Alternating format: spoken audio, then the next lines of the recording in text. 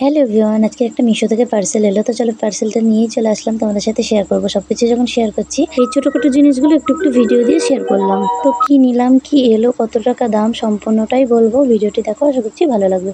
আর যারা নতুন আছে চ্যানেলটিতে লাইক সাবস্ক্রাইব করে আমার পাশে থেকো। অনেককেই দেখি পার্সেল আনবক্সিং করে কাঁচি দিয়ে বা অন্যান্য জিনিস দিয়ে কাটে। আমার এখানে হাতেই যথেষ্ট, আমার হাত দিয়ে খুলতে পারবো। তো আমি এখানে কিছু নিয়ে আমি হাত দিয়ে খুলে ফেলেছি। দেখো, কথাতে তো আছে বাঙালির বুদ্ধি শেষ নাই।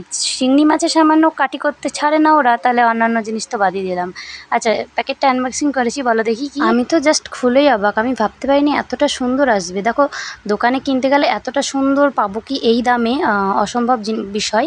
তো চলো দামটা বলে দিই। প্রথমে দামটা হচ্ছে 279 টাকা জিনিসটার দাম। এটা হচ্ছে একটা লং স্কার্ট।